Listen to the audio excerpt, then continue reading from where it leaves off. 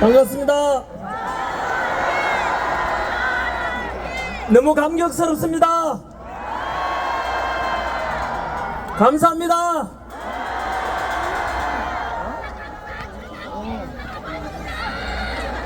너무 많네요. 조금 전에 제가 본부석에서 물어보니까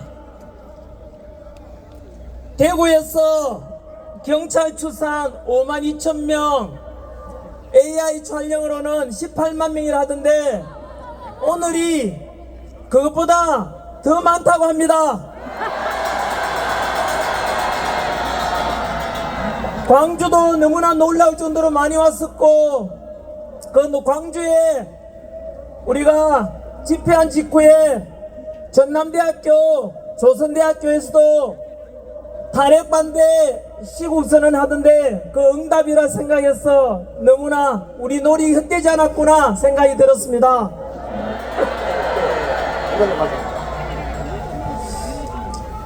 탄핵반대 집회를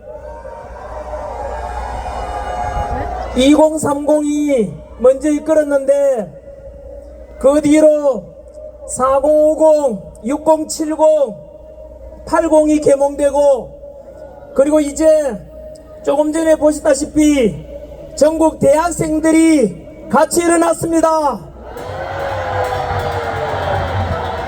4.19를 대학생들이 이끌었고, 5.18을 광주 시민들이 이끌었고, 1987을 다시 대학생들이 일으켰습니다.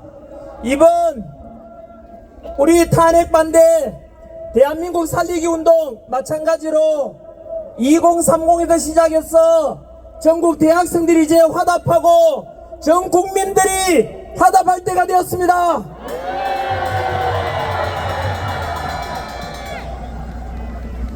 여기에 계신 여러분들께서 새로운 대한민국의 역사를 창조하고 계시고 그 주인공이 바로 여러분들입니다.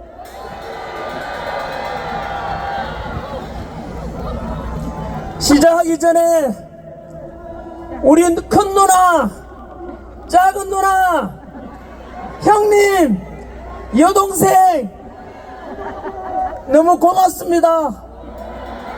저희 2남 3녀 5남매인데 부부끼리 다 왔습니다. 누나야 어딨노? 형님, 형수님, 우리 큰 자형, 작은 자형, 여동생 모두 사랑하고 고맙고 우리 형제들도 함께 대한민국 살리기에 같이 동참하고 있습니다.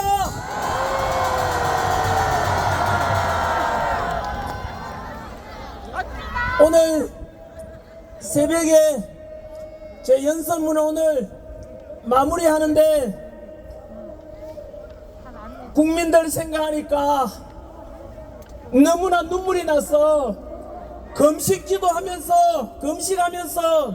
오늘 연설문을 준비했습니다.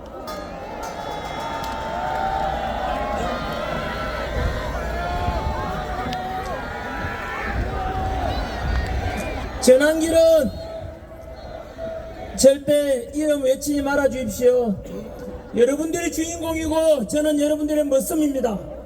여러분들의 종이고 심부름꾼이니까 오직 구호는 우리 윤석열 대통령과 대한민국만 외쳐주시기 바랍니다.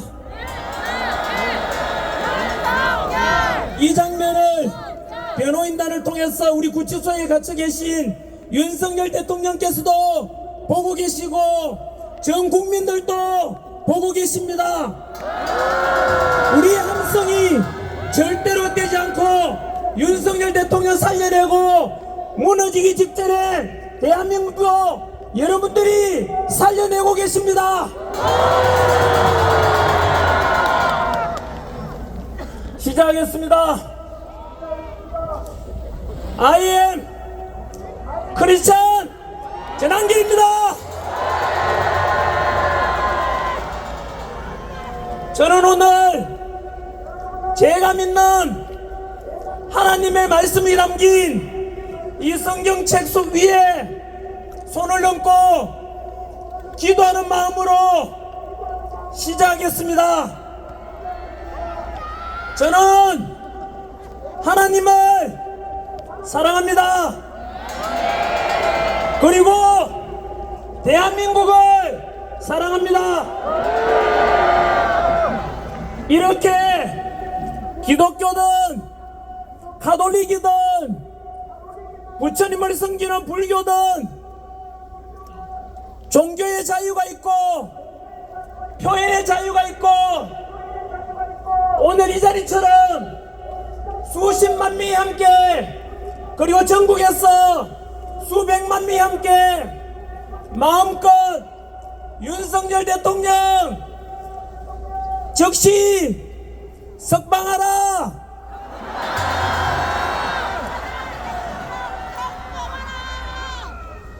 대한민국을 지키자. 이렇게 자유롭게 마음껏 외칠 수 있는 이런 자유 대한민국, 자유민주주의 대한민국이 너무 좋지 않습니까, 여러분? 그러나 이 표현의 자유, 집회의 자유도 만약에 이재명과 민주당이 집권하게 되면 모두가 사라질 것이고 조금만 비판하면 고발당하고 또 감옥에 끌려가고 검열당하는 중국화되고 사회주의가 되는 그런 국가를 맞이할 수 있게 될 수도 있을 겁니다. 지난길에도 벌써 2번이나 고발당했습니다. 저를 고발한 놈들이 누구겠습니까?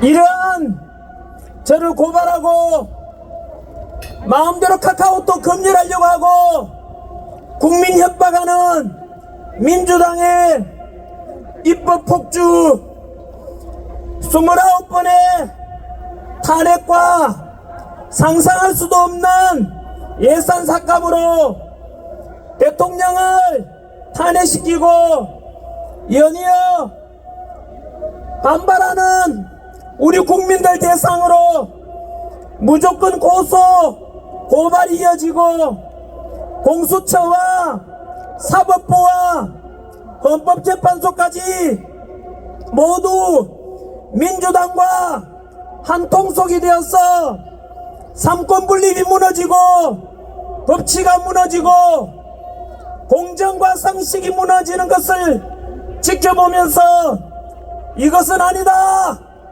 이러다가 대한민국이 망하고 자유민주주의도 무너질지 모르겠다는 걱정과 위기감에서 모두가 같은 마음으로 이렇게 아스팔트 위에 나와서 본격적으로 대한민국 살리자 이 운동을 시작했습니다. 첫 번째, 제가 고발당한 뒤에 제가 길러냈던 제자들 2030 세대들 돈 없고 힘없는 이 청년들에게 민주당이 고소 고발 협박한다면 우리 2030 청년들 어떻게 될 것인가 걱정이 되어서 도저히 참다 못해 이렇게 집회에 제가 나오게 되었습니다. 처음 여의도 집회에서 참석했을 때 먼저 나온 2030 세대들에게 미안하다고 사과를 했었습니다. 그리고 광화문에서 오랫동안 태극기와 성조기를 흔들면서 한미동맹 강화, 대한민국 살리자 외쳤던 그런 분들께도 늦게 합류했다고 죄송하다고 말씀을 드렸습니다.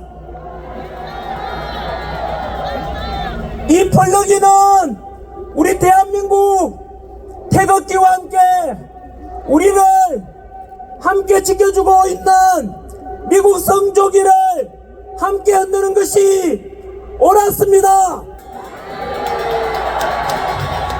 이것이 바로 대한민국 살리는 길임을 저는 늦게 깨달았습니다. 먼저 태극기 흔들고 성조기 흔들어주신 2030 세대분들과 우리 먼저 나오신 연세 드신 모든 분들께 마음껏 태극기 흔들고 마음껏 성조기 흔들어서 바로 당신들이 옳았다는 것을 제가 인정하고 감사드립니다.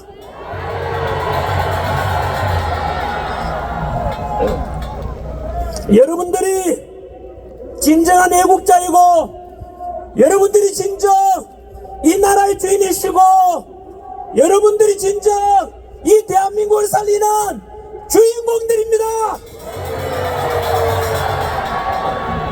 너무나 감격스럽고 너무나 자랑스럽고 대한민국 민주주의 살아있구나 생각이 들어서 너무나 감사한 마음이 듭니다. 이곳에 계신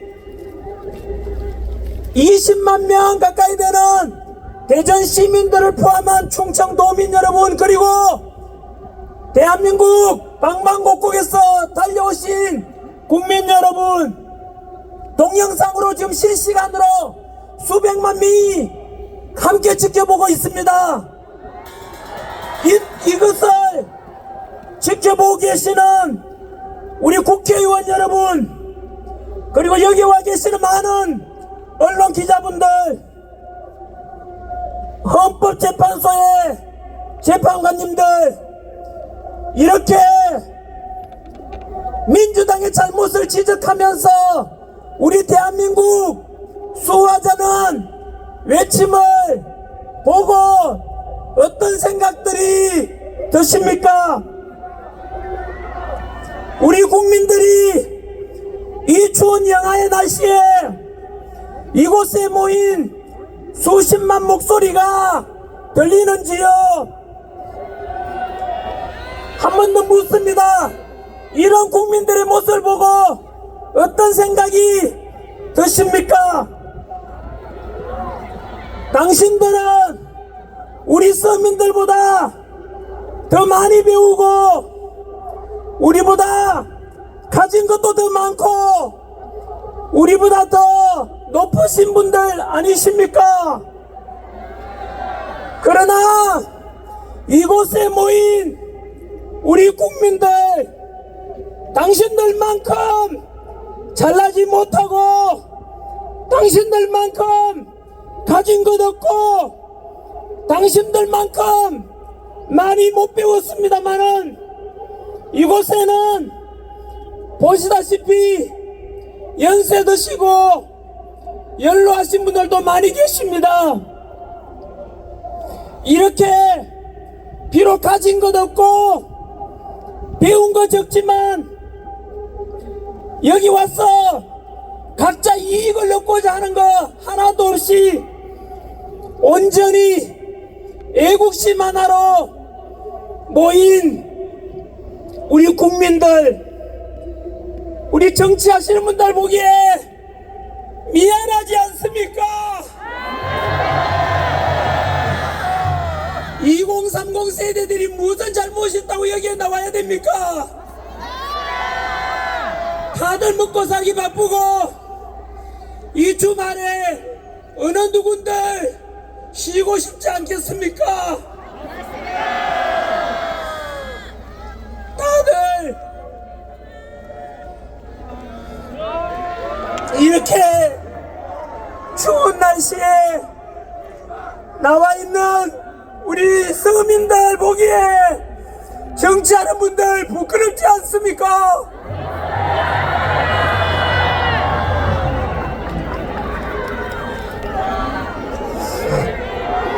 많이 배우고 많이 높으신 분들께 그분들이 당신들이 제대로 했으면, 그래서 이 나라가 안정되고 경제가 안정된다면 우리가 왜 이 자리에 왜 나왔겠습니까?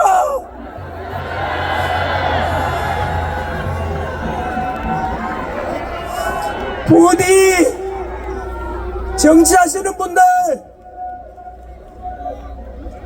수사하고 계시는 분들, 헌법재판관님들, 이 국민들의 요구를 외면하지 말아 주십시오. 하늘이 보고 있습니다. 이 국민들의 소망을 외면한다면 당신들은 천벌을 받게 될 것입니다.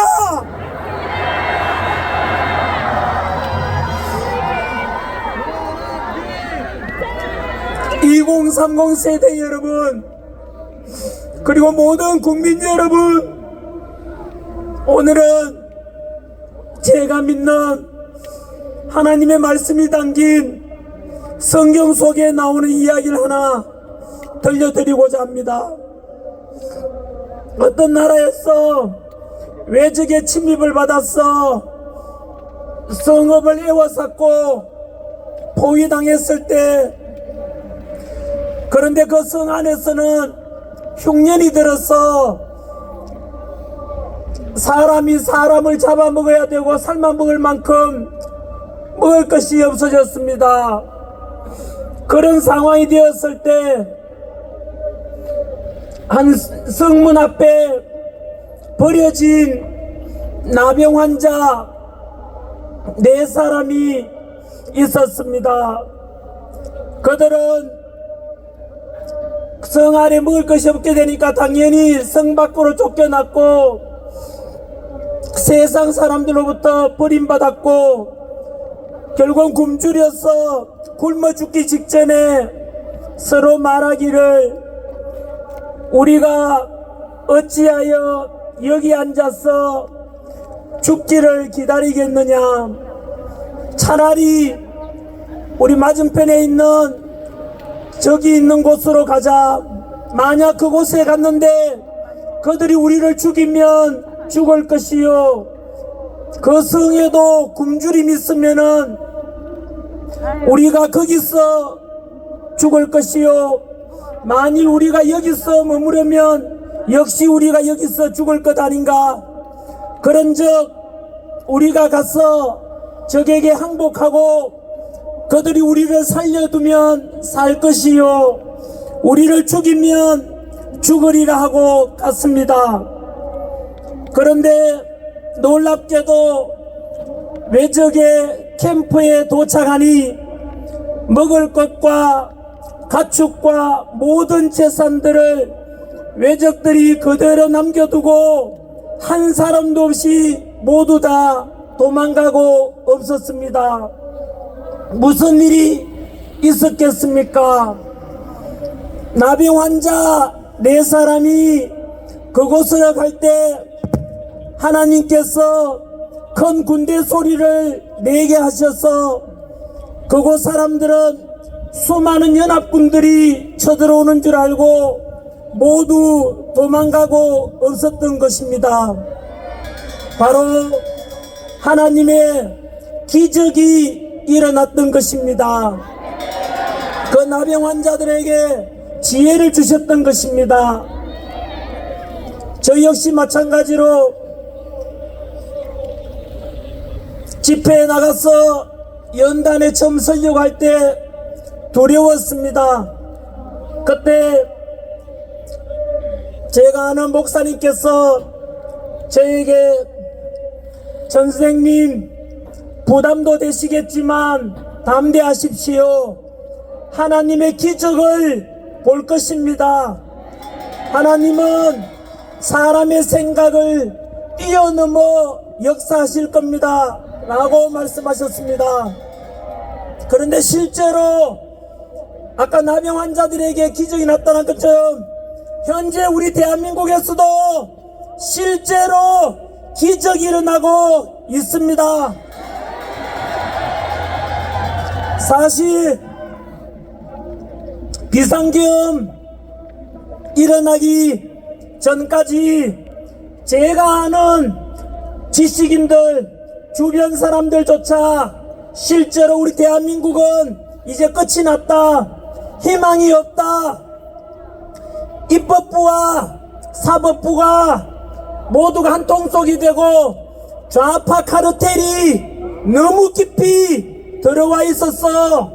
문재인 정부 때부터 이재명 민주당과 결탁한 중국과 사법부, 언론까지 모두 장악했고 도저히 대한민국은 희망이 없다고 자포자기한 분들이 많았습니다.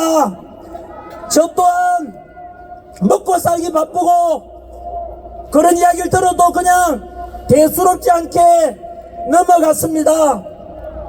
그런데 우리 윤석열 대통령께서 민주당 폭주에 도저히 참다 못했어. 이러다가는 행정부가 마비되고 국가 시스템이 붕괴되고, 그리고 우리보다 더 많은 정보를 알고 계시는 대통령께서는 이렇게 사회 곳곳에 여러 기관에 좌파 카르텔이 들어와 있는 것을 알고는 비상계엄을 선포하셨습니다. 실제로 그 적나라한 것을 우리가 다 보고 있지 않습니까? 그 뒤로 많은 기적이 지금 일어나고 있습니다. 지난주에 우리가 광주 집회 갔지 않습니까? 거기서 마찬가지로 전남대, 조선대가 다시 시우선에 동참해서 그 광주 시민들에게 우리 울림이 헛되지 않았습니다. 실제로 그 뒤로 여론조사 보니까 전남 광주 지역에 국민의힘과 윤석열 대통령에 대한 지지율이 급상승하고 있다고 들었습니다. 다시 희망이 생겼고 꺼지지 않는 불씨를 우리가 지금 보고 있지 않습니까? 우리 대한민국은 쉽게 무너지지 않을 것입니다. 지난 36년간 35년간 일제 식민지배를 받았고 그 뒤 5년 만에 다시 또 6.25 전쟁을 통해서 300만 명 이상의 희생이 있었습니다마는, 하지만 우리 대한민국은 멈추지 않았고 무너지지 않았고 그 속에서 석유 한 방울 나지 않고 지하자원 하나 없는 나라에서 대한민국 국민들이 똘똘 뭉쳐서, 그리고 국방은 철저하게 한미동맹을 통해서 지켜준 덕분에 지난 70여 년간 전쟁 없는 나라에 살게 되었고, 지난해 기준 우리 대한민국은 전 세계 195개국 중에서 군사력 5위,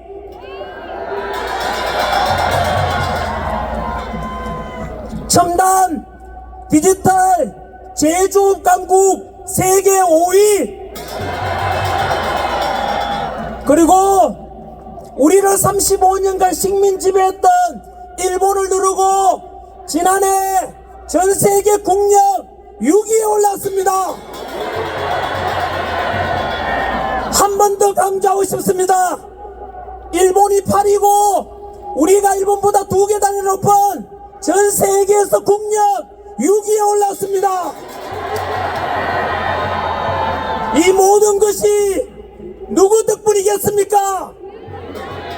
바로 우리 국민 여러분들, 우리 할아버지 할머니 세대, 우리 아버지 어머니 세대, 당신께서 못 먹고 못 입고 못 누리고 오직 국가 위해서, 자식 위해서 희생한 덕분 아니겠습니까?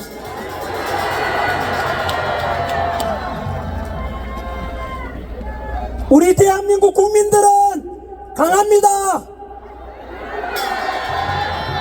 97년 IMF 외환위기 때도 전 국민들이 똘똘 뭉쳐서 세계에서 가장 단기간에 바로 IMF 외환위기를 모두 다 극복해냈습니다.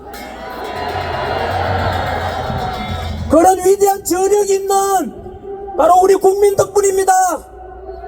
그리고 지난해는 우리나라 수출액이 6,800억 달러로 역대 가장 많은 수출액을 달성했습니다. 그 성과를 낸 대통령은 누구십니까?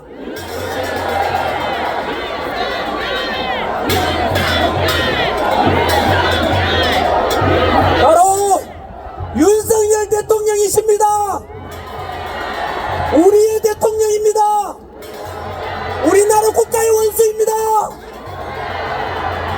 그런 대통령께서 억울하게 갇혀 있는다는 게 말이 됩니까?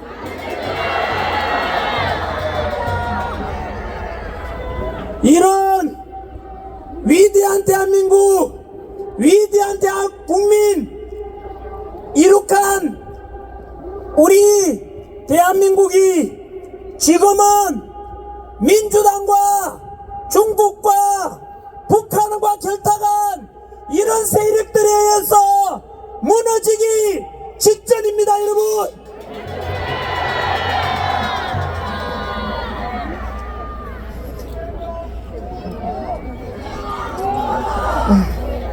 이런 대한민국 너무 걱정되었어. 모두 다 대한민국 살려내고자 이 자리에 모이신 것 아닙니까?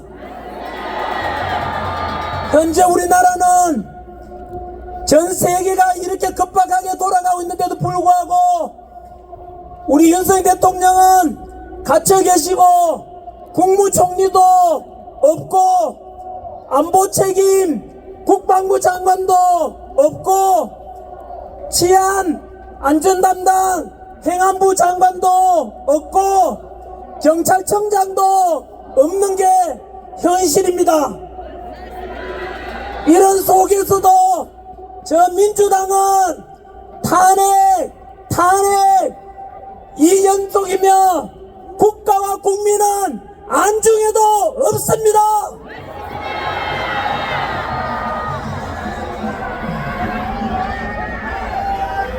지금부터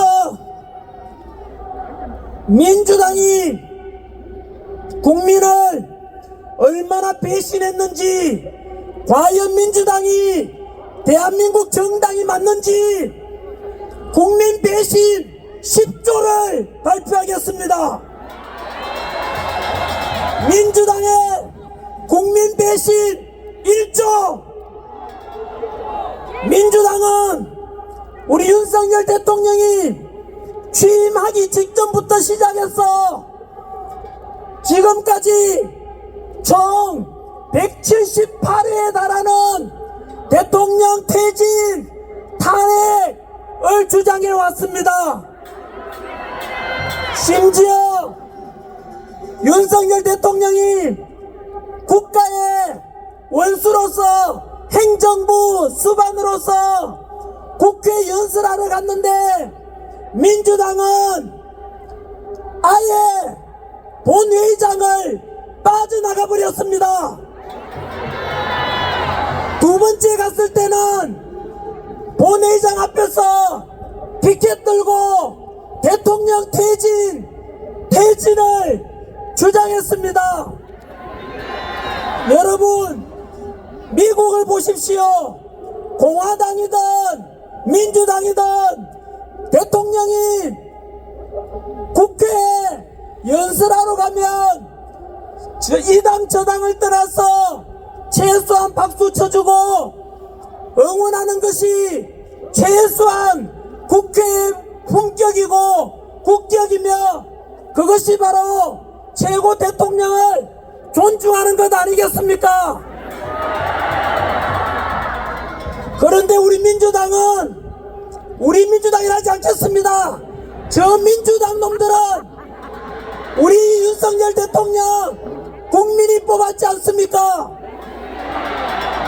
국민이 뽑은 우리 윤석열 대통령을 아예 인정하지도 않고 처음부터 퇴진을 주장했는데, 알고 보니 대통령 측 변호인단 김계리 변호사에 의하면 북한의 지령하고 똑같았다고 합니다. 여러분,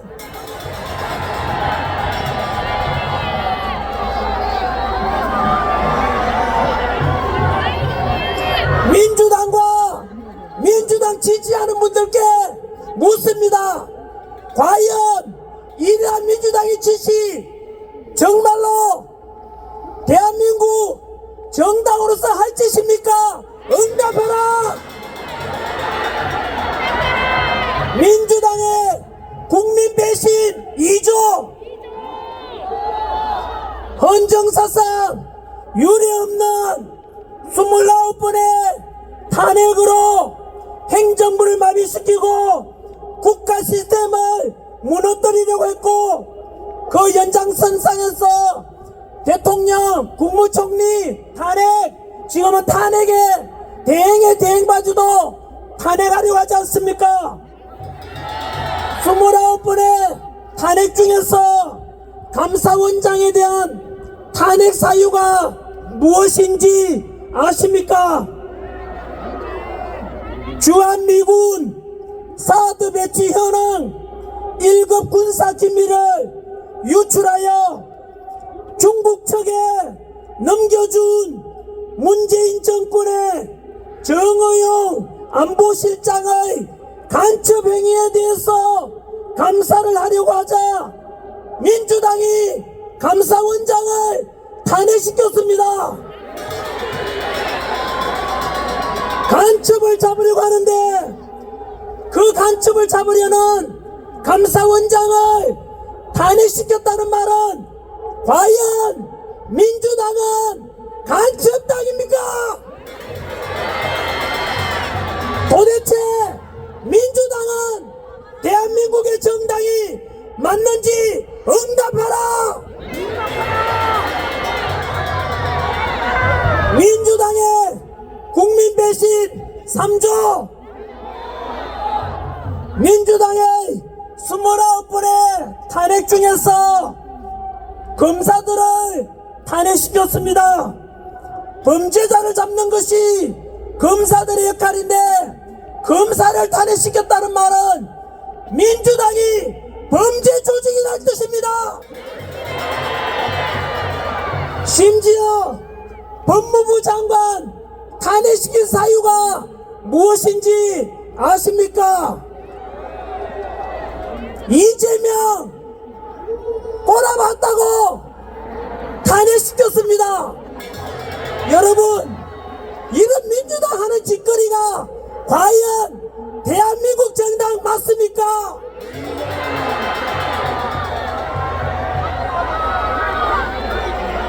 민주당은 응답하라! 어떻게 법무부 장관이 이재명을 째려봤다고 탄핵시키는 게 답 아닌가? 민주당의 국민 배신 4조,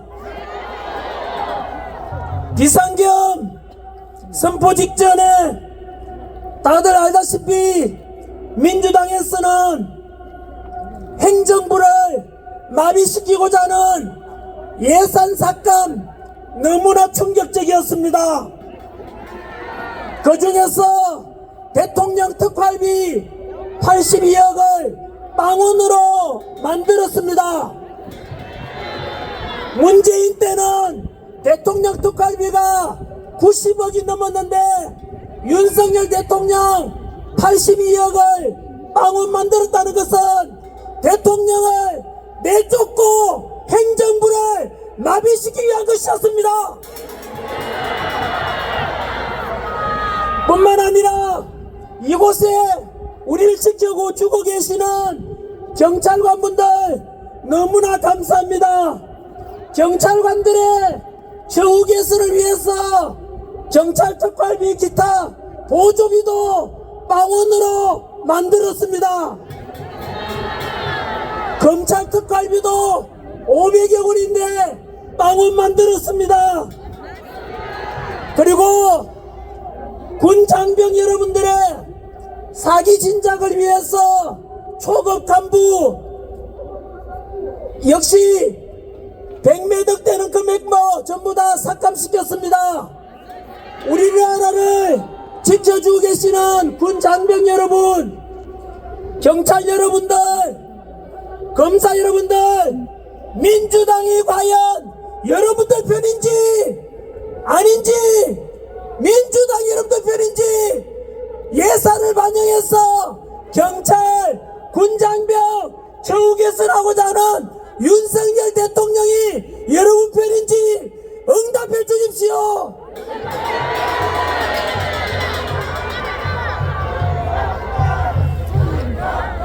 민주당 대신 5조,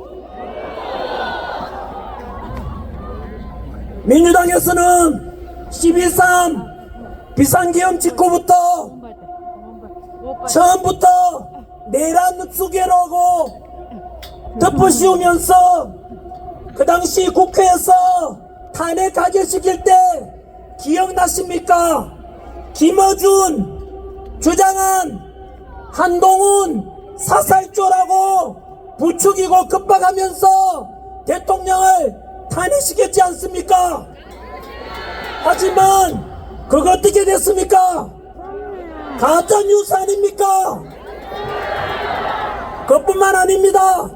그 뒤로는 윤석열 대통령께 외환죄, 대통령은 원래 내란죄나 외환죄가 아니면 형사소출을 받지 않지 않습니까? 그래서 외환죄를 덮어씌우려고 윤석열 대통령이 북한하고 합작해서 북한의 침략을 요청했다고 민주당이 주장했습니다. 그런데 지금 외환죄 이런 말 하고 있습니까? 안 하고 있죠? 왜 그렇게 했습니까? 아까 김어준 가짜뉴스 그것처럼 지금 마찬가지로 외환죄도 민주당의 거짓말로 드러났기 때문입니다. 민주당은 응답하라. 외환죄 주장했는 놈들 다 사퇴하고 나가라. 민주당은 사기당입니다, 여러분.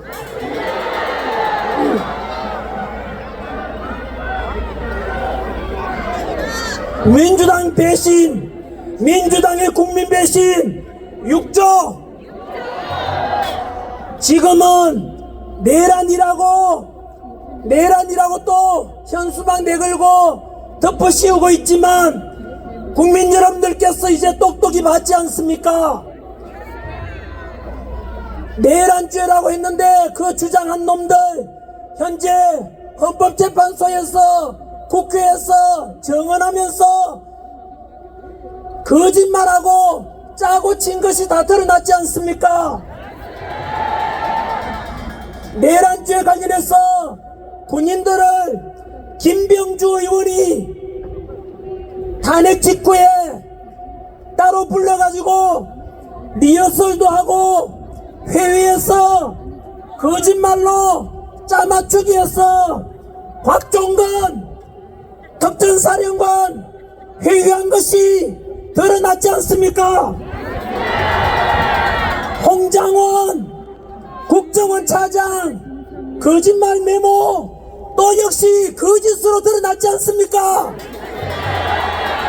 결국 민주당은 외환도 사기고 지금 내란죄도 또 사기로 덮어씌우려고 하고 있습니다. 그뿐만 아니지 않습니까? 어제 뉴스 보셨지 않습니까?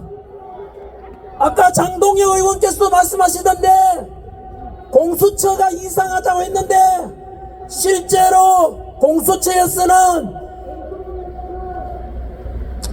관할 서울중앙지법에다가 체포영장 신청해야 하는데 다들 왜 그런가 했더니 이제는 밝혀졌지 않습니까? 중앙지법에다가 신청했다가 4번이나 빠꾸당하고 결국은 우리법연구회가 있는 우리법연구회 그 소속 있는 서부지법에다 신청한 거 드러났지 않습니까? 시간이 지나면 지날수록 민주당은 하는 짓이 전부 거짓말이고 사기입니다, 여러분. 어제 저녁 뉴스에서 공수처 공식 발표 중에 이런 말이 있었습니다. 공수처장 오동훈은 우리법연구회가 아니다라고 했는데, 여러분, 우리법연구회 후신이 국제인권부 연구회입니다. 똑같은 거 아닙니까? 이제 공수처가 또 거짓말하고 있는 것입니다. 강아지가 아니라면서 자기들은 강아지가 아니라 개라고 하는 것과 무엇이 다르겠습니까? 우리나라 최고의 헌법 권위자 허영 교수님께서 말씀하셨습니다. 바로 윤석열 대통령의 비상계엄 선포는 합법적이고 대통령의 고유권한 행사이며 내란죄를 적용하기에는 무리가 있다고 말씀하셨습니다. 상식적으로 생각해봐도 역사적으로 봐도 대통령이 내란을 일으킨 경우는 한 번도 없었습니다, 여러분. 5.16 군사정변 때 동원된 군대가 35,000명, 12.12 사태 신군부가 동원한 군대가 2만여 명, 이번에 비상계엄 때 국회에 동원된 군대가 280명입니다. 여러분, 국회의원 숫자보다도 더 적은 280명, 그것으로 과연 국회를 통제하고 그랬다는 게 과연 말이 됩니까? 국회를 장악하고자 했다면 실탄이 있어야 되는데 국회에 들어간 군인들은 실탄도 없었습니다. 그리고 국회 의결에 따라서 비상계엄은 해제되고 합법적으로 이루어진 것입니다. 사망자도 부상자도 한 명도 없었습니다. 그렇다면 이제는 민주당이 답변할 차례입니다.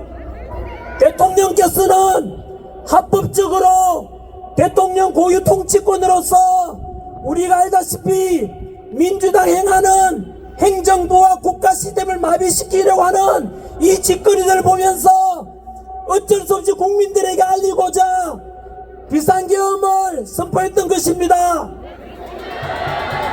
그래서 우리가 다 계몽령이라고 부르지 않습니까?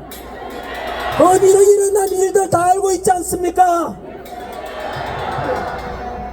국가와 행정부를 마비시키고 대통령을 취임식 전부터 퇴진을 주장한 민주당, 우리 그동안 이제 민주당이 했는 짓을 국민들은 다 알아버렸습니다.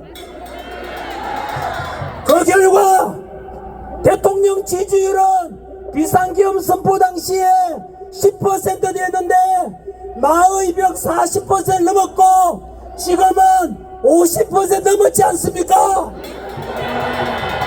반면에 민주당 지지율은 자꾸 떨어지고 있습니다. 그 이유를 민주당 스스로 더 잘 알 것입니다. 지금처럼 민주당이 반성하지 않고 국민들을 급박하고 또 여론조사 입박하고 카톡 검열하고 이렇게 되면 민주당이 쓸 자리는 없어질 것입니다. 민주당의 국민 배신 구조,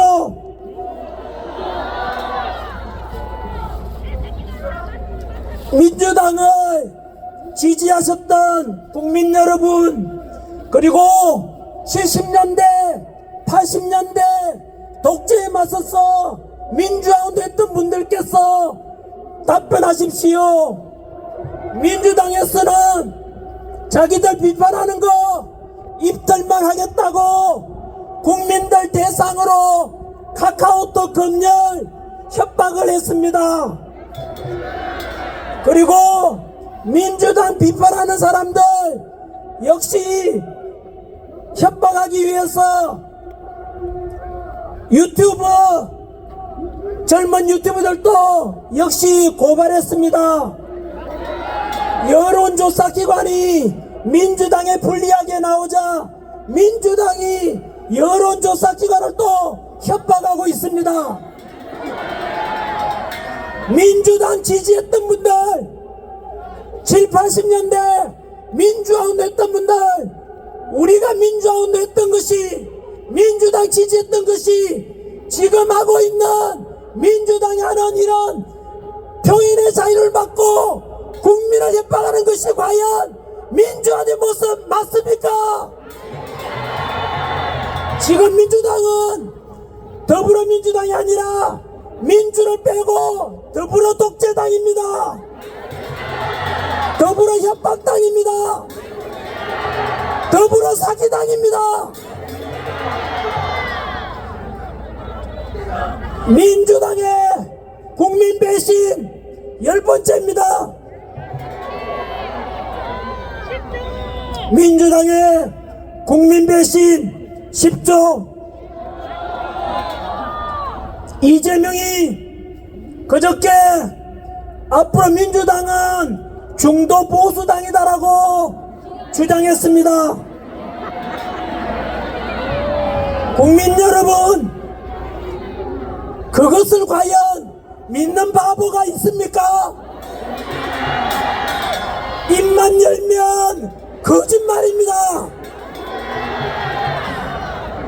본인 스스로 이재명은 국회의원이 가진 불체포특권 포기하겠다, 국회의원도 체포에 응하겠다 해놓고는 이재명 자기가 체포 상황이 되니까 역시 불체포특권 어기고 결국은 말을 바꾸고 잡혀가지 않았습니다.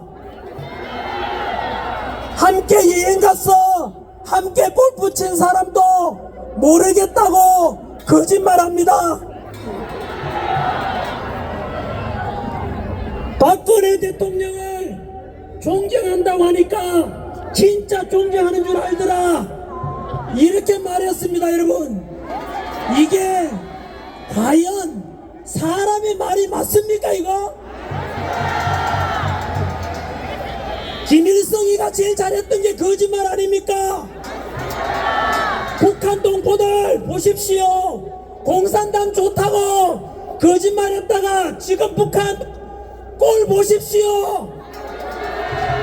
공산당이 하는 짓이 언제나 거짓말입니다. 중도 보수라 해놓고는 52시간 주당 근무 시간 이것을 고수한다고 합니다. 여러분, 전 세계가 지금 반도체 전쟁 중이고 전 세계가 경제 전쟁 중인데 주당 52시간 이상 일하면은 그거 사업가, 기업가가 처벌받게 돼 있습니다. 여러분, 외국에서는 밤낮 주야로 더 일해서 경쟁에 살아남으려고 하는데 주당 52시간 일 더 이상 못하게 하는 거 과연 이게 말이 됩니까? 이것은 근로자분들도 속지 마십시오. 기업은 망하게 돼 있는 망국법입니다. 이게 또 주 4일째 근무를 고수한다고 어제 말했습니다. 국민 여러분, 이 세계가 무한 경쟁 중인데 주 4일째 생각해 보십시오. 전쟁을 치고 있는데 다른 나라에서는 죽자 사자 군사훈련 받는데 우리는 주 4일만 군사훈련 받고 놀자고 하면 이것은 과연 전쟁에서 이길 수 있겠습니까? 좀 더 열심히 일해서 기업도 살아야 근로자도 살 수 있는 것 아니겠습니까? 그뿐만 아닙니다. 중도 보수라 해놓고는 25만원씩 공짜로 나눠주겠다는데 여러분 속지 마십시오. 25만원 나눠주면 다음에 국민들은 또 손 벌리고 50만원 달라 하도록 만들고 100만원 달라 하도록 만들어서 결국은 국민들을 노예로 전락시키고자 하는 것입니다. 제 어릴 때 우리 아버지 어머니께서 가르쳐 주신 말씀은 열심히 일해라, 남의 것 뺏어 먹지 말고 네가 열심히 일해서 돈 벌고 정직하게 돈 벌으라고 배웠습니다. 그런데 남의 것 뺏어 와서 나눠주자 그러고 그렇게 되는 것이 여러분 과연 국가를 위한 일 맞습니까? 2030 세대 여러분 똑바로 들으십시오. 아까 대학교 대표님들도 오셨던데 그 25만원씩 나눠주는 돈이 결국은 누구 주머니에서 나온 돈입니까? 결국은 국가 부채가 되고 그 부채를 감당해야 될 것은 2030 세대들과 미래 세대들이 바로 빚을 갚아야 되도록 강요하는 것입니다. 이런 정당이 어떻게 중도 보수라고 새빨간 거짓말 할 수가 있습니까?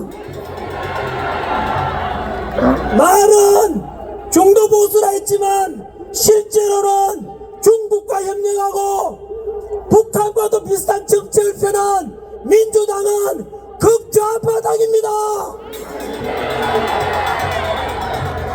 국민 여러분, 이제는 언론에서 민주당 목소리를 내주고 민주당 끄라불 같은 그런 언론에 속지 마십시오. 재난기는 꿈에라도 거짓말하지 말자라는 우리 민족 지도자 도산 안창호생의 가르침을 따라서 오늘 저는 모두가 근거 있는 사실 그대로를 말하고 있습니다. 원숭이가 사람 옷을 입고 있다고 해서 그 원숭이가 사람이 될 수 있습니까? 좌파 전체주의는 거짓말도 반복하면 진실이 된다라고 이야기하면서 끊임없이 거짓말 사기치고 사기치는 것이 민주당의 좌파들의 본질입니다.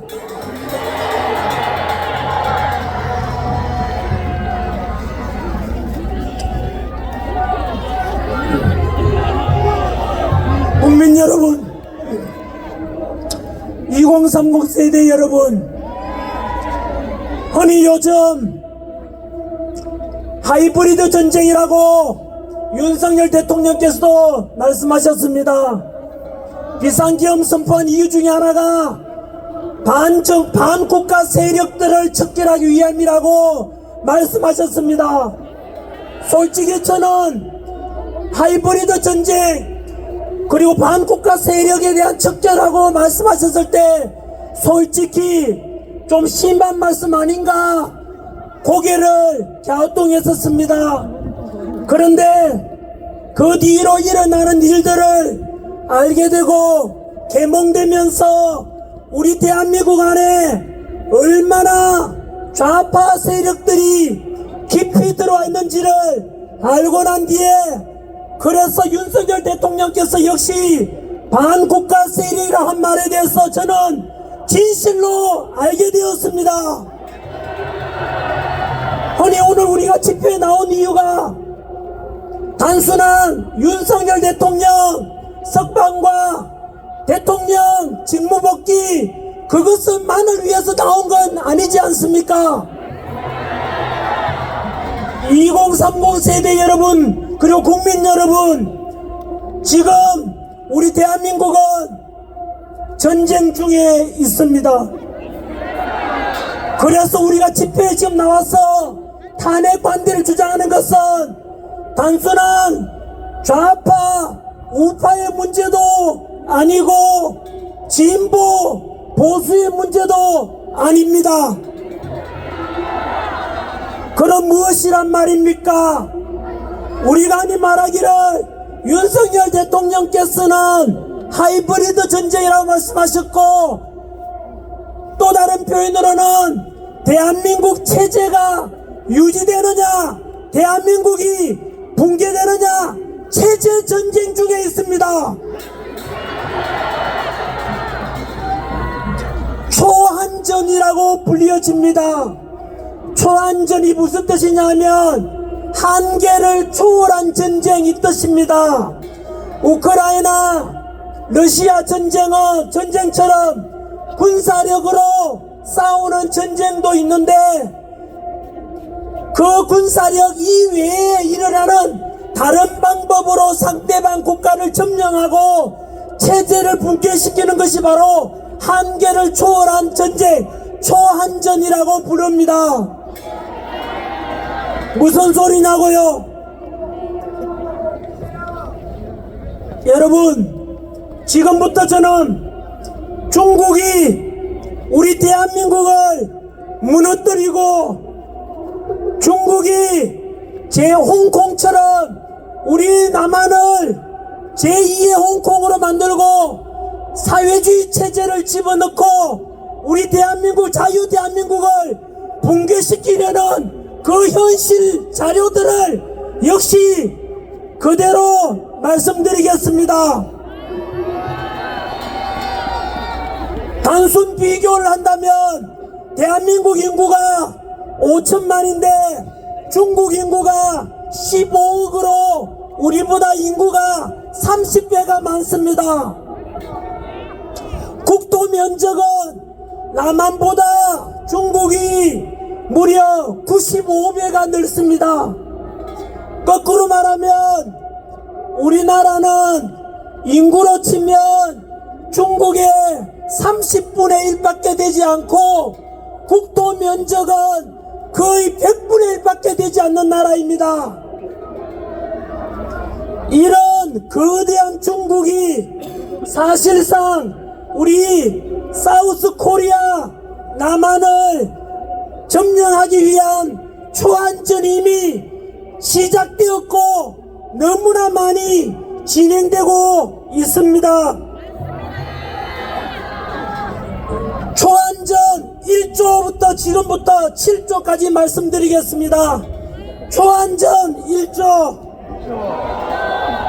군사력으로 우리나라를 침략하는 것이 아니고 우리나라 정치 지도자 중에서 친중 정치 지도자들을 중국이 뒷받침하고 지원하고 있습니다.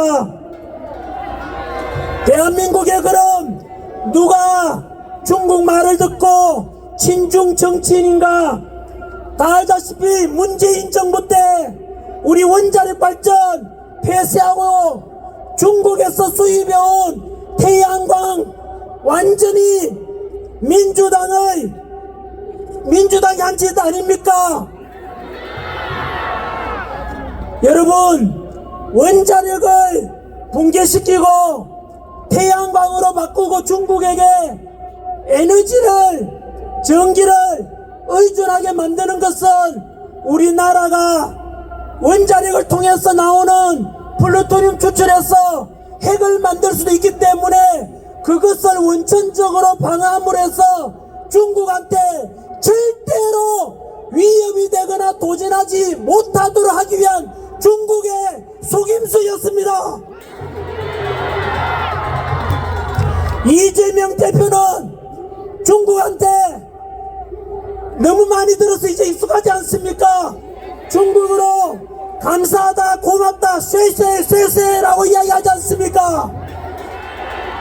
이것을 지켜보고 있는 한미동맹 속에서 군사력과 국가 기밀을 우리 미국하고 한국이 서로 공조하고 있는데, 이런 정치를 보면 과연 미국이 우리나라를 어떻게 생각하겠습니까?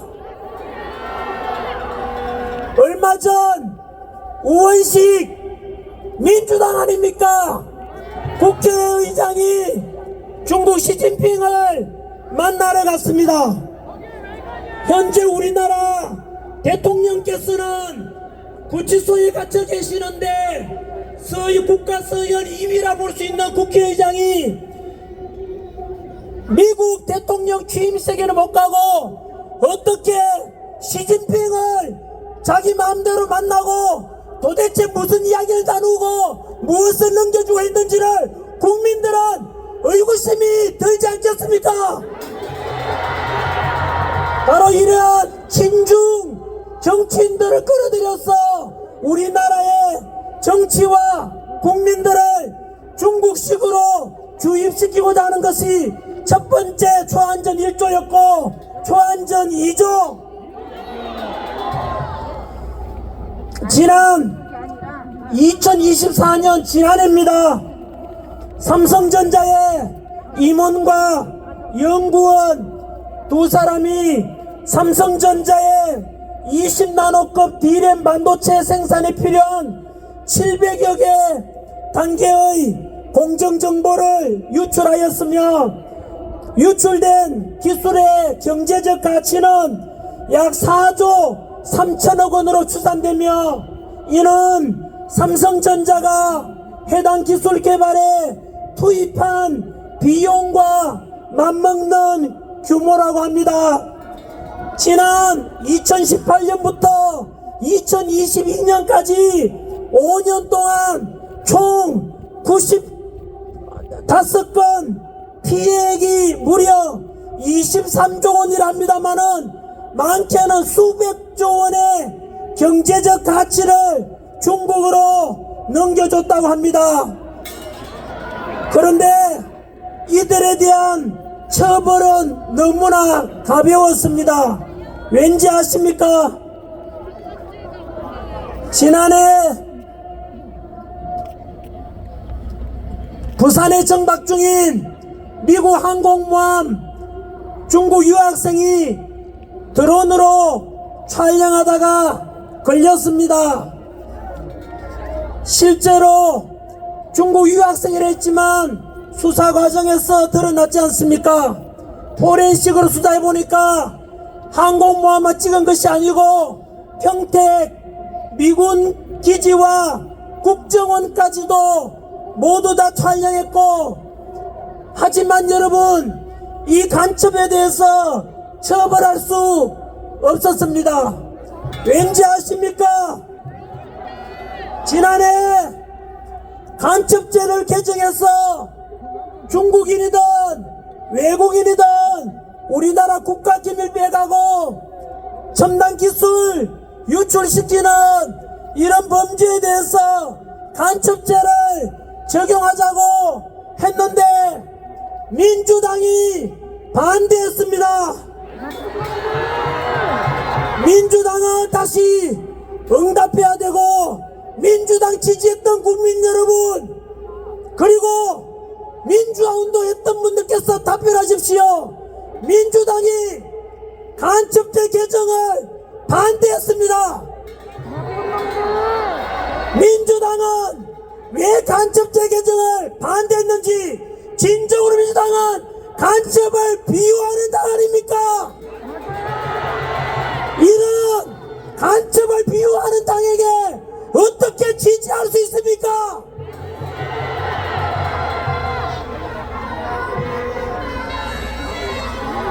초안전 3조 여론전을 말합니다.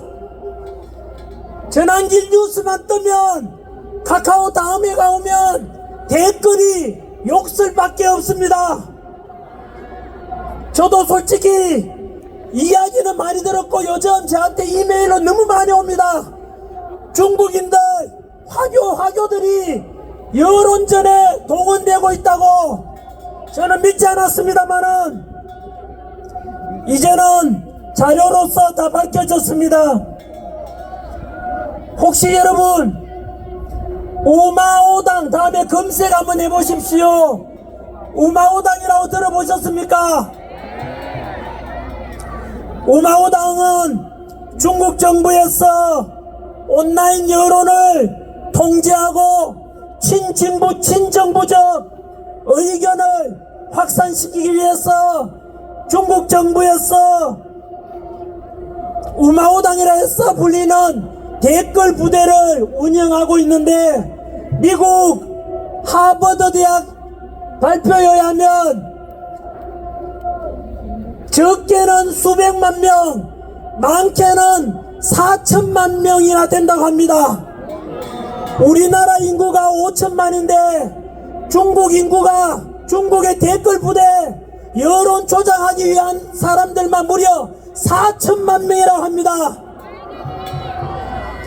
몇 해 전에 한국과 중국이 축구 국가대표 축구전에서 역시 밝혀진 것 아닙니까? 다음 카카오에서 응원 클릭하는데 한국과 중국 중에서 어느 나라를 응원하느냐 물으니까 중국을 응원한다가 무려 56%가 나왔습니다. 축구가 끝나갈 무렵 막판에는 중국을 응원한다는 비율이 91%까지 나왔습니다. 그때 똑같은 시간에 네이버에서는 중국 지지 응원하는 게 6%고 한국 응원이 94%입니다. 여러분, 대한민국에서 대한민국 국민들이 이용하는 다음 카카오에서 어떻게 중국을 응원한다는 비율이 91%까지 나올 수 있겠습니까? 그것이 밝혀졌습니다. 그 당시 3천만 건 정도의 클릭 중에서 1,500만 클릭이 바로 네덜란드에 본사를 둔 서버를 둔 그곳에서 클릭한 것이라 알려졌습니다. 여러분, 우리나라와 중국이 축구하는데 네덜란드 사람들이 거기서 중국을 클릭한다는 게 말이 됩니까? 실제로는 무엇이겠습니까? 바로 중국 우마오당 댓글 부대가 우리나라 여론에 영향을 미치고 있는 것이 현실입니다. 그뿐만 아닙니다. 여러분, 현재 우리나라 영국 옥스퍼드 대학의 보고에 의하면 대한민국 사이버 내 여론전에 북한의 침투가 너무나 만연하고 있다고 발표되었습니다.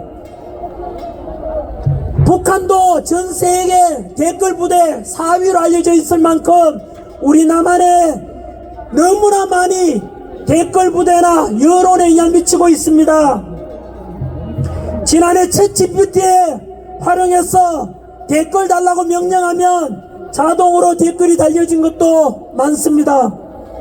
네이버 규정 위반 댓글에서 정치적인 삭제 댓글이 많았는데 53%가 부적절 삭제되었습니다. 이런 댓글들이 중국인이나 북한 사람이 달았다고 어떻게 의심하지 않을 수 있겠습니까? 뿐만 아니고 앞으로 댓글 잘 보시면 중국 전기차가 최고다, 한국 전기차 나쁘다, 중국 알리 서비스 최고다, 그리고 우리 한국인이라는 것이 창피하다, 이런 댓글들도 많은데 그게 우리나라 사람이 단 게 아니랍니다.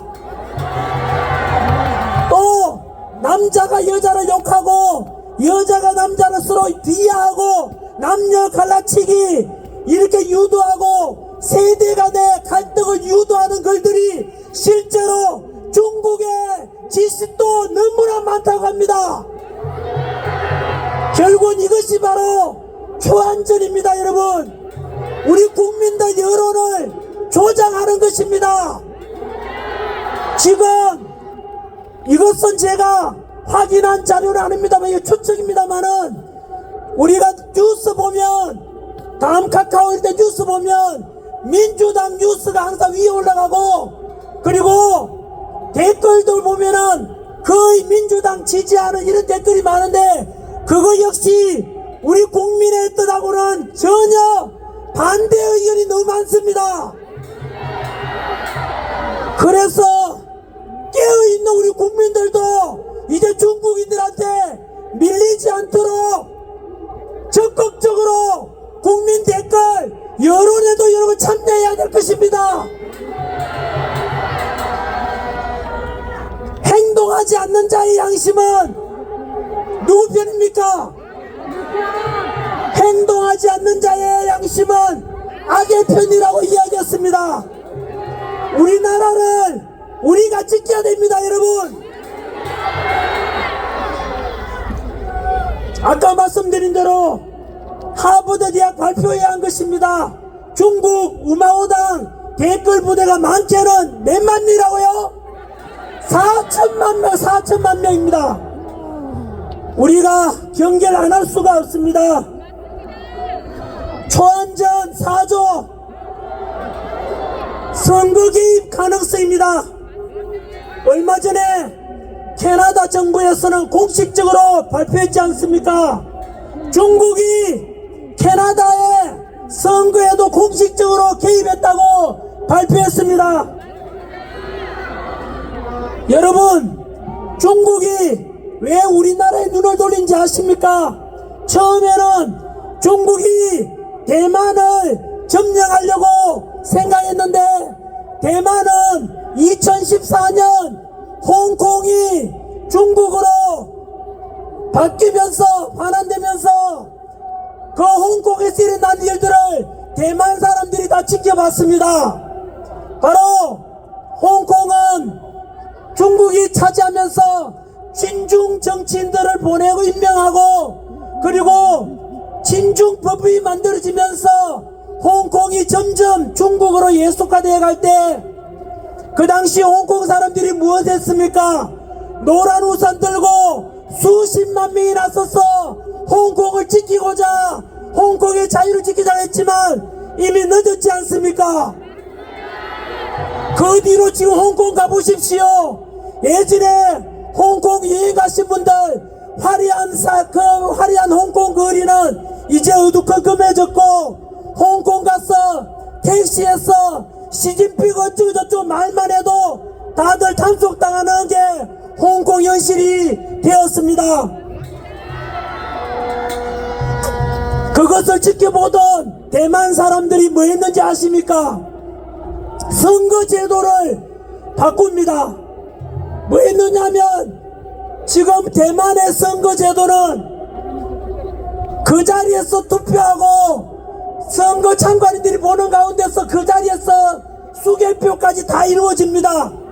투표함 이동이 있으면은 부정선거가 가능하니까 투표함 이동 없이 초등학교 우리 반장 선거하듯이 그 자리에서 투표하고, 투표함 이동 없이 그 자리에서 개표하고, 모든 집계까지 모두가 수작업으로 합니다. 여러분, 대만은 전 세계 반도체 수출 1등 IT 강국인데도 왜 전산하지 않는지 아십니까?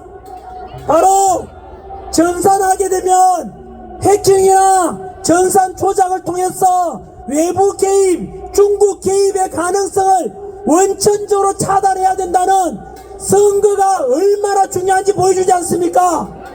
그래서 재난기리 전에 우리나라도 대만식으로 하자, 완전히 수개표하고 수작업으로 투표함 이동 없이 하자, 사전선거 없애자, 이런 걸 주장했는데, 바로 우리나라도 대통령께서도 마찬가지로 비상계엄 선포 이유 중에 하나가 부정선거에 대한 의혹 아닙니까? 어제 저녁에 KBS도 그랬고 지난번 MBC도 그랬고, 부정선거는 있을 수 없다, 음모론이라고 치부하는데, 어제 방송 저 역시 두고 보셔야 합니다. 3.1절 날 더 진실을 밝히는 PD분께서 아마도 방송은 안 될 것 같고 유튜브에 올라올 겁니다. 어제 방송 역시 KBS의 그 부정선거 의혹에 대해서 그런 건 없다던데 국민들을 속이는 일입니다, 여러분. 뭐잖아. 민주당이 아까 말씀드린 처럼 외환도 사기, 한동훈 사살조도 사기, 내란도 사기, 공수처도 사기, 모든 것이 거짓말인 것처럼 뭐잖아. 그 또한 진실이 밝혀질 겁니다, 여러분. 이렇게 해서 대만은 철저한 수개표 수작업으로 투표 미동 없이 그렇게 투표하다 보니까 중국이 대만을 정치적으로 여론전으로 못 쳐들어가서 지금 중국이 눈을 돌린 것이 바로 우리 대한민국으로 오게 된 것입니다. 이제 다 끝에 갑니다. 초안전 5조. 중국인들이 지난해 요걸 하나 넘어가겠습니다. 미국 FBI 정언에 의하면 뉴스 봤지 않습니까? 대한민국에서도 중국 비밀경찰이 운영되고 있습니다. 서울 송파 여의도에서 중국 식당 운영하고 있는데 알고 보니까 중국 비밀경찰이었지 않습니까? 그리고 말하기를 한국 안에 있는 중국인들을 잡아가고 이렇게 하기 위한 것인데 그것 또한 불법입니다, 여러분. 아무튼 우리나라의 FBI에서 밝힌 것 아닙니까? 대한민국 안에도 중국 비밀경찰이 와 있다고. 이 또한 마찬가지로 초안전 중에 하나입니다. 마지막으로 초안전 7번째 7조 공자학원이라고 들어봤습니까? 중국어 교육과 문화 전파를 목적으로 설립된 기관이라지만 일부 국가에서는 중국 공산당의 선전기구로 활용된다는 지적을 받아왔어 미국에서는 공자학원을 모두 다 폐쇄시키고자 했습니다. 하지만 그 공자학원, 아까 말씀드린 대로 중국 공산당 선전기구로 활용되는 공자학원이 제일 많은 나라가 어딘지 아십니까? 우리나라에 무려 23개 공자학원이 들어와 있습니다, 여러분. 여러분, 우리나라도 잘못하면 중국식 사회주의가 되고 중국처럼 중국의 속국이 될지도 모르기 때문에 우리가 체제전쟁이라 부르고 우리나라를 수호하고자 하는 것 아닙니까? 전국에 계시는 교회 목사님들, 성당에 계시는 신부님들, 사원에 계시는 스님 여러분, 만약 우리나라가 지금처럼 이대로 가다가 중국식이 되면 과연 종교의 자유가 있습니까? 중국에 가보십시오. 교회도 불타고 없고 신장 위구르 지역, 티베트 불교 모두가 탄압받았지 않습니까? 우리나라도 이렇게 관망하다가 결국은 모든 교회, 절, 성당까지도 불타고 종교의 자유도 사라질 날이 오게 될지 모릅니다. 그래서 우리가 지금 탄핵 반대 집회에 모인 애국 시민들이 주장하는 것이 단순한 탄핵 반대를 넘어서 대한민국의 자유민주주의를 수호하자는 것 아닙니까?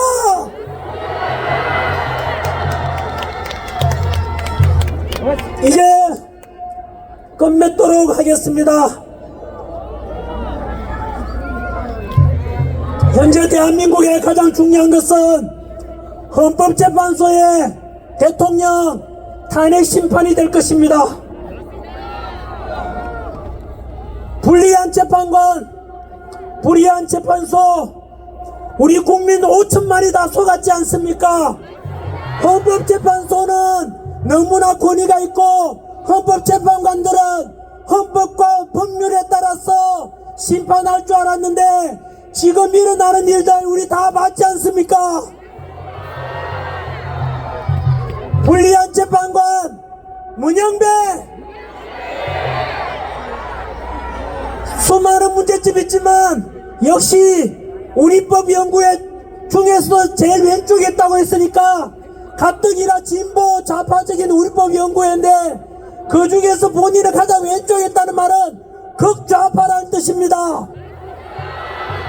거기다가 며칠 전에는 자기는 TF팀에서 대본을 짜준 대로 진행하고 있다고 했습니다. 그렇다면 도대체 그 TF팀에 있는 헌법연구관들 모두 밝혀져야 될 것입니다. 그 안에 있는 이름들 맞습니까? 헌법재판관들 이상한 이름, 중국식 이름이 많습니다. 우리 대한민국 대통령을 그런 사람들에게 심판 맡긴다는 게 말이 됩니까? 두 번째 불의한 재판관 이민선, 역시 우리 법연구회 자기 여동생 이상희 변호사는 대통령 탄핵 퇴진을 주장한 친여동생이 그걸 주장하는데 언니가 되면 양심 있다면은 재판협의 신청하고 그만둬야 되지 않겠습니까? 불의한 재판관 세 번째 정계선, 역시 우리 법연구회입니다. 자신의 남편 황필기 변호사는 대통령 역시 퇴진 탄핵 주장하는 그쪽 소속입니다. 한 집에 살면서 남편은 대통령 퇴진 주장하고 탄핵 주장하는데 아내 되는 사람이 공정한 재판 할 수 있겠습니까? 네 번째 불의한 재판관 정정미, 아시다시피 헌법재판관 인사청문회 때 대한민국 주적이 누구냐 물으니까 그런 것을 밝힐 수 없다라고 했습니다. 우리 국민 여러분, 지금도 휴전선에 가면 북한 언제 쳐들어올지 몰라서 군사훈련 받고 목숨 걸고 국토방위에 애쓰시는 우리 장병들 생각하면 대한민국 주적이 북한이라고 어떻게 그런 말도 못하는 답변 못하는 사람이, 그런 국가가 가진 사람이 우리 자유 대한민국을 수호하고자 하는 대통령을 심판한다는 게 말이 됩니까 여러분? 다섯 번째 불의한 재판관 마은혁, 현재 자꾸 임명을 요청하고 있지 않습니까? 역시 마찬가지로 문영배, 이미선, 정계선에 이어서 마은혁도 우리법연구회나 그 후신 국제임금연구회 같은 겁니다. 마은혁 인민노련 핵심 멤버죠. 사회주의 혁명조직 단체 아닙니까? 이렇게 편향되고 이렇게 불의한 재판관들이 헌법재판관이라는 게 여러분 정말로 황당하고 분노가 치밀어오지 않습니까? 국민의 이름으로 명령한다. 2030 세대들이 가장 분노하는 것은 법치와 공정과 상식이 무너진 것을 가장 분노하지 않습니까? 이런 불의한 재판관 문영배, 이미선, 정계선, 정정미, 마은혁은 대통령 탄핵을 기각하라! 만약에 이 불의한 재판관들이 대통령 탄핵 인용하고 파면 선고한다면 국민들은 절대 용서치 않을 것이다. 대통령 지지율이 50%가 넘고 이렇게 국민들이 대통령 복귀를 원하는데 이런 국민의 뜻을 반하여 그 헌법재판관들이 우리 대통령을 탄핵하고 파면한다면 그것은 국가 우리 민주공화국의 주인은 국민인데 국민의 요구를 무시하는 것은 반민주적인 반역자가 될 것입니다. 뿐만 아니라 우리 대한민국 최고의 헌법권위자 허영 교수님께서 말씀하셨습니다. 만약 현재 진행 중인 헌법재판소의 재판 과정에 불법적인 것이 10가지가 넘는다고 합니다. 이런 불법적이고도 불이한 재판관들에 의해서 만약에 대통령 탄핵이 인정되면 헌법재판소는 가루가 되어 사라질 것입니다. 문재인 표현에 의하면 바로 그렇게 해서 탄핵이 된다면 국민 혁명이 일어날 것입니다.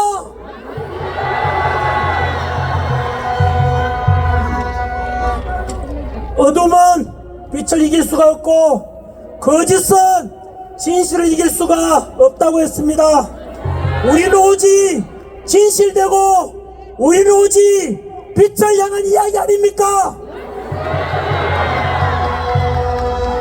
올해가 을사년입니다. 지금으로부터 1905년 을사년에 우리가 알다시피 이완용, 이건택, 이지용, 권중현, 박재순 같은 을사오적들이 나라를 팔아넘겼듯이 올해가 새로운 또 을사년인데 만약에 문영배, 이미선, 정정미, 정계선, 마은영이 우리 대통령을 탄핵시키고 파면한다면 제2의 을사오적으로 역사에 기록될 것이다.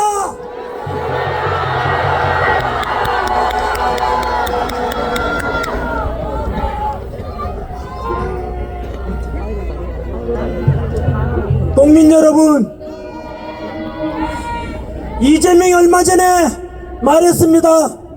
이미 자신이 뜻하는 대로 민주당이 원하는 대로 구분능선을 넘었다.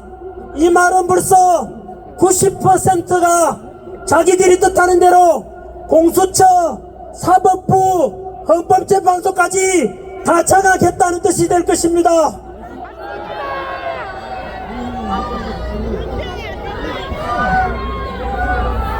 우리는 다시 대통령께서도 그 말씀하셨습니다. 이제 대한민국을 살릴 수 있는 것은 오직 국민뿐이라고 말했습니다. 우리 국민은 위대합니다. 우리 대한민국 자유민주주의 수호해야 되지 않겠습니까? 대한민국은 민주공화국이고 주권은 국민에게 있고 모든 권력은 국민으로부터 나옵니다. 우리가 곧 주인입니다.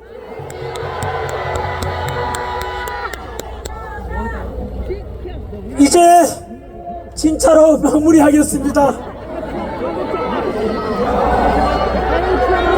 5시 30분에 대전 방송인지 거기에 방송하기로 했는데 좀 늦어서 미안합니다.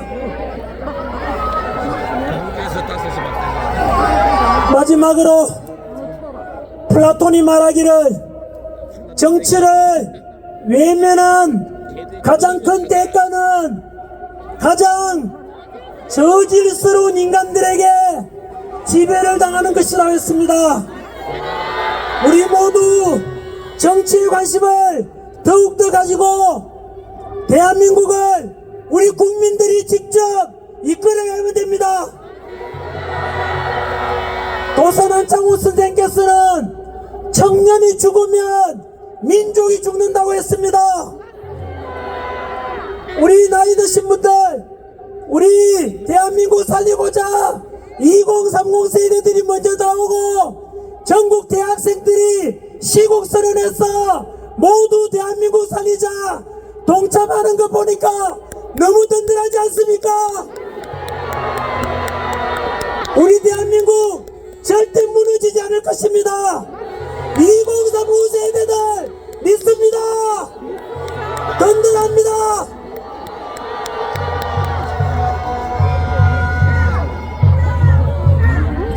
우리 다 같이 윤석열 대통령 석방되고 반드시 직무복귀 모두 믿으십니까? 저도 100% 믿습니다.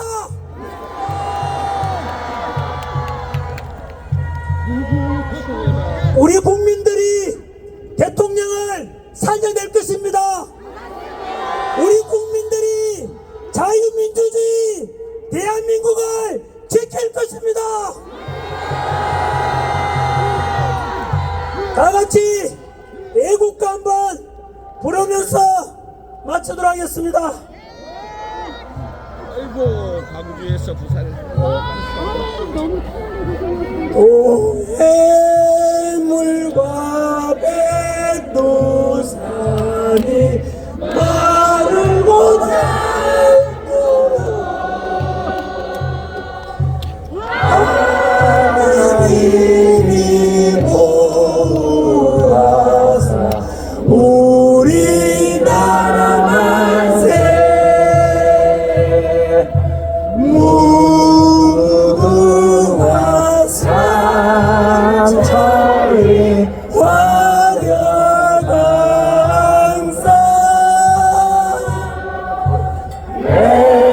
한 사람 대안으로 길이 보전하세.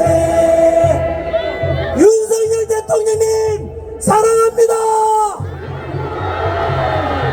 대한민국 사랑합니다. 대한민국 국민 여러분 위대합니다. 감사합니다. 전영일생 감사합니다. 전환길 재난길은 말하지 말아주십시오. 다 같이 윤석열 대통령